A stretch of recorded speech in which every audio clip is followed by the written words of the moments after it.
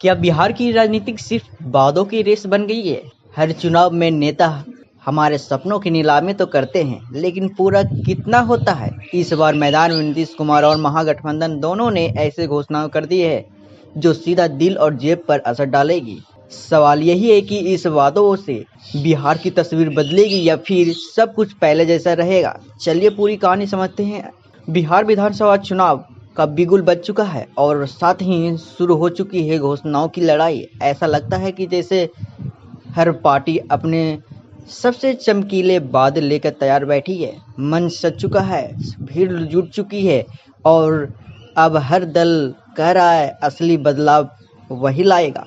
लेकिन शुरुआत करें सबसे पहले वादे की। महागठबंधन ने कहा है कि सरकार बनने से सिर्फ 20 दिन के भीतर हर परिवार के एक सदस्य को सरकारी नौकरी दिलाने के लिए कानून बनाया जाएगा। सोचिए, नौकरी सीधा घर तक पहुंचाने का दावा। क्या यह सपना पूरा होगा या फिर चुनावी टोपी है? यह समय बताएगा। युवाओं को लुभाने के इस बड़े दाव का जवाब नीतीश कुमार पहले ही दे चुके हैं। उन्होंने कहा है कि 1 करोड़ युवाओं को रोजगार देने की फिलहाल वह 1000 रुपये प्रति माह भत्ता देने की योजना चला रहे हैं। युवा तो बीच में ही खड़े हैं, एक तरफ वादा दूसरी तरफ इंतजार है। अगला बड़ा दाव महिलाओं के नाम। बिहार चुनाव में महिला वोट अब किसी की जेब में नहीं। तेजस्वी यादव ने महीने पहले माई बहन मान योजना का ऐलान किया। इनमें महिलाओं को हर महीने 2500 रुपए की सहायता देने की बात कही गई है। दूसरी तरफ नीतीश कुमार पहले ही महिलाओं को उद्योग शुरू करने के लिए रकम देना शुरू कर चुके हैं। पहली किस्त कई जगह पहुंचाई चुकी है। अब जनता सोच रही है कि कौन सच में साथ देगा।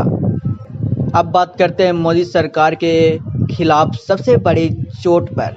पुरानी पेंशन योजना, पूरे देश में सरकारी कर्मचारी इनको लेकर आवाज उठा रहे हैं। केंद्र सरकार साफ बोल चुके हैं कि यह संभव नहीं है, लेकिन महागठबंधन ने कहा है कि बिहार में है हम यह लागू करेंगे। इनमें किसान भी इस बार चुनाव के बीच में खड़ा है। महागठबंधन ने कहा है कि अभी फसलों की खरीद न्यूनतम समर्थन मूल्य पर करेगी, मंडी फिर से जिंदा की जाएगी। सवाल यही है कि क्या ये योजना किसानों का वापस भरोसा पहुंचा पाएगी?